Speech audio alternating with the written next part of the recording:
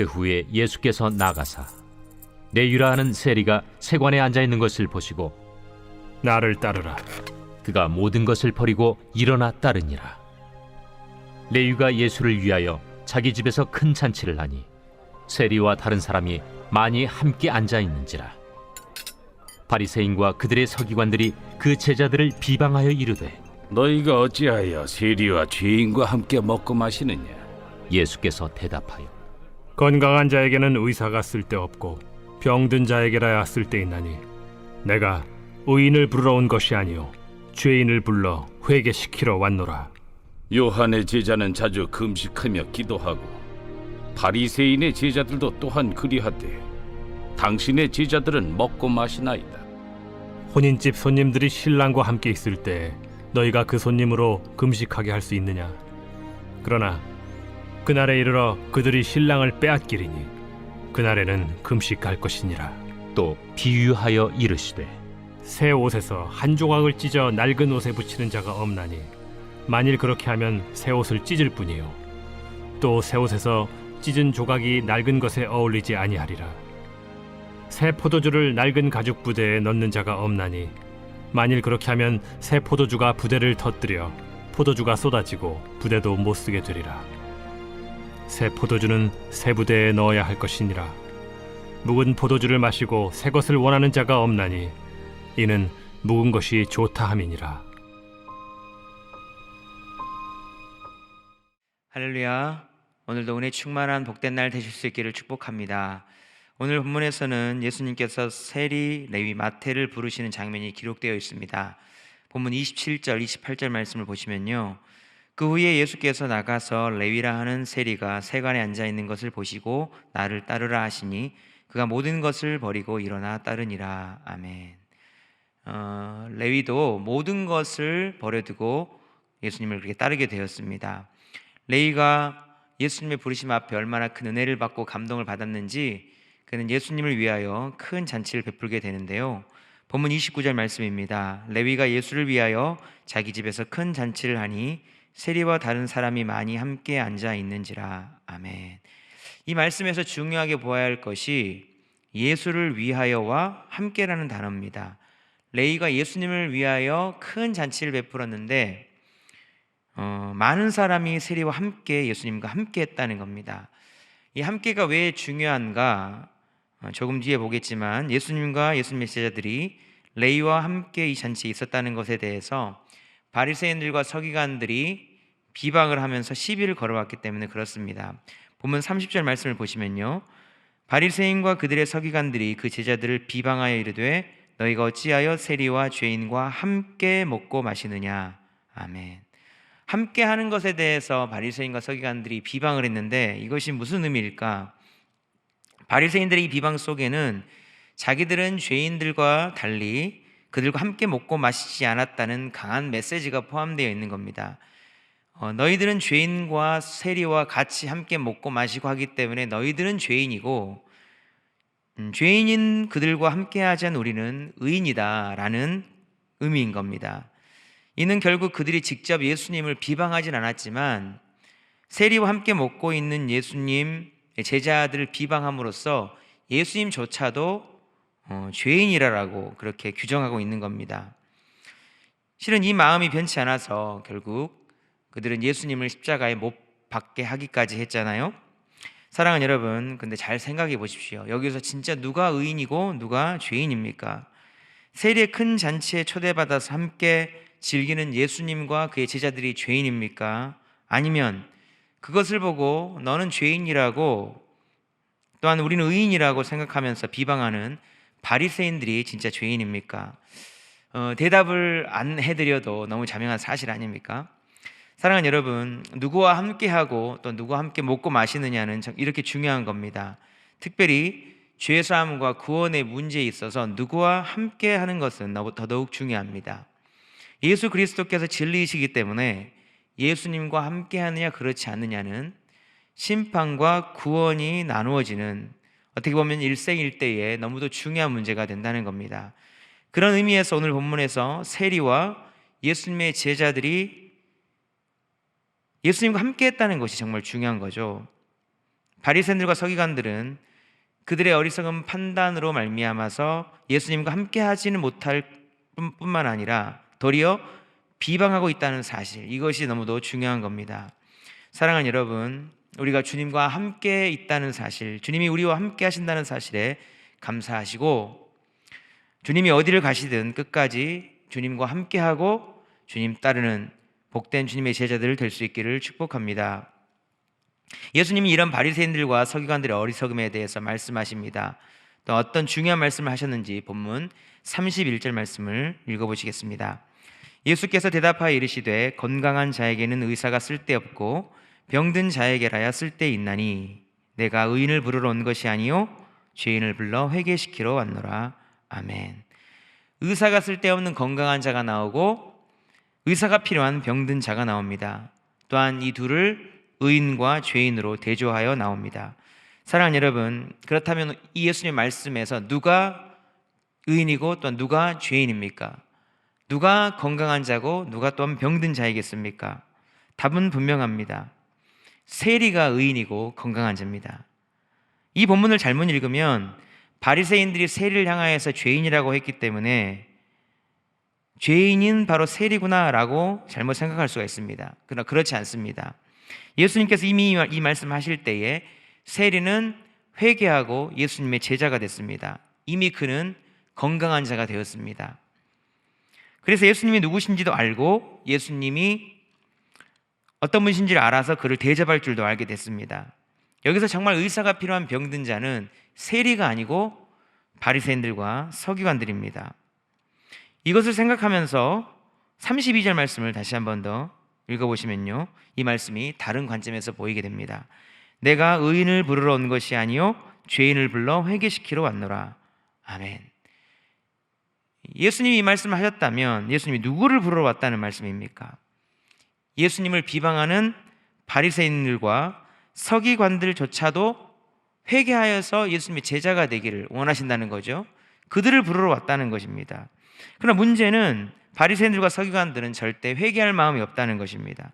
이것이 바로 세리와 바리새인들의 결정적 차이이고요, 그들이 건강한 자가 되지 못하고 여전히 병든 자로 남아있게 되는 이유인 것입니다. 사랑하는 여러분, 우리 중에 죄가 없는 완전한 사람이 어디 있을까요? 우리 중에 죄가 없어 완벽히 깨끗한 사람이 어디가 있겠습니까? 아무도 없습니다. 성경은 의인은 없나니 하나도 없다고 말씀했습니다. 그런 의미에서 이 땅의 모든 사람들은 예수님이 필요한 죄인들이며 병든 자입니다. 오직 의사가 필요한 줄 알고 의사이신 예수님께 자신을 내보이는 사람이 있는가 하면 끝까지 자기 몸을 내보이지 않고 회개치 않은 사람이 있을 뿐인 것입니다. 사랑하는 여러분, 여러분은 어떤 분이십니까? 의사이신 예수님이 필요한 사람입니까? 아니면 예수님 없이도 살 수 있는 사람입니까? 사랑하는 여러분, 여러분은 누구보다도 예수님이 필요한 사람이 될 수 있기를 간절히 바랍니다. 이것이 건강한 자입니다. 스스로 의인이 되어서 예수님이 필요 없는 바리새인들이 되어서 끝까지 병든 자로 남는 것이 아닌 허물과 죄가 많아 예수님이 너무도 간절히 필요한 영적으로 건강한 자 되어 예수님께서 주시는 회복의 은혜를 날마다 누리는 복된 하나님의 사람들 다 될 수 있기를 축복합니다. 이어지는 본문 33절 이하에 보시면 바리새인들과 서기관들이 예수님이 보기에 왜 병든 자인지, 그들의 병의 근원이 무엇인지에 대해서 알 수 있는 말씀을 예수님이 해주십니다. 33절 말씀을 보시겠습니다. 그들이 예수께 말하되 요한의 제자는 자주 금식하며 기도하고 바리새인의 제자들도 또한 그리하되 당신의 제자들은 먹고 마시나이다. 아멘. 바리새인들과 요한의 제자들은 금식하는데 예수님의 제자들은 먹고 마시고 즐기며 금식하지 않는다고 바리새인들이 문제를 삼고 있습니다. 우리도 중요할 때 금식하잖아요. 즉 금식이 나쁜 것이 아니고 금식 자체가 문제가 아니라는 겁니다. 바리새인들의 그럼 이 금식에 대한 주장이 무엇이 문제인가? 34절 예수님 말씀을 들여다보겠습니다. 예수께서 그들에게 이르시되 혼인집 손님들이 신랑과 함께 있을 때에 너희가 그 손님으로 금식하게 할 수 있느냐? 그러나 그날이 이르러 그들이 신랑을 빼앗기리니 그날에는 금식할 것이니라. 아멘. 예수님은 결혼식 비유를 들면서 금식할 때가 있고 안 할 때가 있다고 말씀했습니다. 지금은 죄인 한 사람이 회개하여 돌아와서 금식이 필요 없는 그런 잔치의 때인데 왜 그때 금식하겠느냐는 것입니다. 예수님도 금식 자체에 대해서 문제 삼은 것은 아니었습니다. 예수님은 때가 중요하다고 말씀했습니다. 그렇다면 바리새인과 서기관들의 문제는 무엇인가? 그들은 예수님의 어떤 때와는 상관없이 금식하는 그 행위 자체를 너무도 중요하게 생각하고 있었다는 것입니다. 금식했냐 안 했냐? 금식이라는 율법의 행위로서 그래서 했기 때문에 스스로 그것이 의가 된다고 생각했던 거예요. 그러면서도 복음 그 자체이신 예수님이 와 계신데 그 예수님을 그들의 율법의 행위 잣대로 예수님을 죄인이라고 규정하고 있다는 것입니다. 사랑하는 여러분, 이것이 무엇이 문제인지를 우리 잘 분별해야 됩니다. 우리는 우리의 행위를 통해서 우리의 구원에 영향을 미치려 할 수도 있습니다. 그러나 그것은 잘못된 것입니다. 왜냐하면 그것은 바리새인들의 행위를 통해서 자기 의를 나타내는 것과 다를 바가 없기 때문입니다.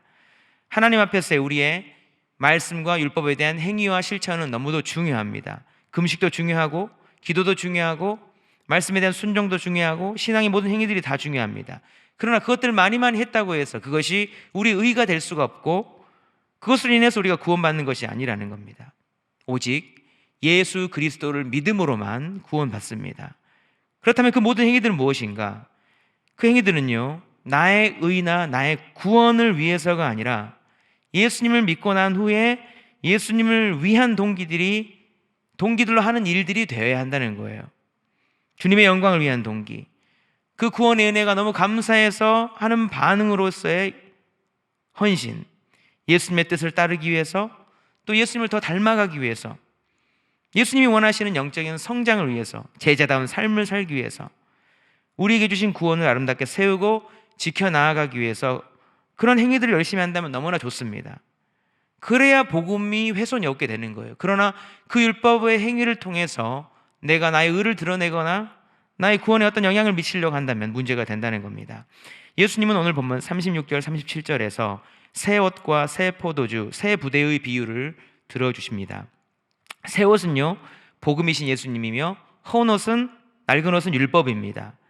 새 포도주를 넣을 새 부대는 복음이신 예수님이며 낡은 부대는 율법입니다. 이 새 옷에 낡은 옷을 붙인다면 그것은 낡은 옷입니다. 낡은 옷인 율법을 새로운 예수님께 붙여가지고 뭔가를 한다 그러면 그거는 낡은 것일 뿐이라는 거예요. 둘 다 못 쓰게 되는 겁니다. 새 포도주를 낡은 부대에 넣으면 둘 다 못 쓰게 된다. 율법을 완성하신 예수님인데 다시 율법을 꺼내 들어서 그것으로 말미암아 어떤 의를 드러내고 율법의 행위로 말미암아 구원에 이르려 한다면, 구원에 영향을 미치려 한다면 더 이상 예수님이 우리의 구원의 주님이 되실 수 없고 우리의 구원도 없다고 말씀하시는 겁니다. 바로 바리새인들이 그들의 행위로 구원에 영향을 미치려 했다는 점에서 그들은 예수님이 필요하지 않다 여기는 병든 자였던 것입니다. 사랑하는 여러분, 오직 예수 그리스도만 완전한 복음이요 구원의 유일한 길인 줄로 믿습니다. 하나님의 말씀을 너무도 신실하게 잘 실천해 나가셔야 됩니다. 그러나 그것이 나의 의를 위한 일이 아닌 하나님의 선하신 뜻과 계획을 받들기 위한 아름다운 동기를 가지고 해 나아가실 수 있기를 축복합니다. 오늘 보면 마지막 39절 말씀을 함께 같이 읽어보시겠습니다. 묵은 포도주를 마시고 새 것을 원하는 자가 없나니 이는 묵은 것이 좋다 함이라. 아멘. 바리새인들을 향한 뼈 있는 말씀입니다. 예수님으로 인해서 새로운 구원과 복음의 시대가 열렸는데 여전히 금식 등의 율법의 행위를 통해서 자신의 의를 내세우려는 병든 사람이 그들이라는 것입니다. 이런 어리석음이 우리에게 있어서는 안 될 겁니다. 사랑하는 여러분, 우리는 예수 그리스도를 믿음으로 이미 구원을 얻었습니다. 이미 믿음으로 구원을 받았음에도 구원받지 않은 자처럼 뭔가 나의 행위를 통해서 나의 의를 드러내고 구원에 영향을 미치려는 그런 바리새인들과 같은 모습이 없기를 축복합니다. 대신 어떤 것도 대신할 수 없는 십자가 구원의 은혜와 사랑에 감사하는 마음으로 하나님의 말씀에 더욱 순종하시고요, 이 귀한 말씀들을 더 소중히 여기며 실천해 나가는 영적으로 건강한 주님의 참 제자들 다 되실 수 있기를 주님의 이름으로 축복합니다. 기도하시겠습니다. 하나님 아버지, 오늘 본문의 세리 레위와 같이 베풀어 주신 구원의 은혜에 감사하며 예수님을 위해 큰 잔치를 베풀어 드리고자 하는 마음이 우리에게도 있게 하시고 함께함이 기쁨이기에 주님이 어디를 가시든 끝까지 주님과 함께하고 주님 따르는 제자의 삶을 살게 하여 주시옵소서. 바리새인과 같이 스스로 의인이라 여기며 예수님 보시기에 병든 자로 사는 것이 아니라 예수님이 간절히 필요한 사람, 영적으로 건강한 자로 살아가게 하여 주시옵소서. 율법의 행위를 통해 나의 의를 드러내려는 자가 아니라 십자가 구원의 은혜와 사랑에 감사하는 마음으로 하나님의 말씀을 더욱 소중하게 지키며 실천하며 살아가는 주님의 참 제자들 다 되게 축복해 주옵소서. 감사드리며 예수님의 이름으로 기도드리옵나이다. 아멘.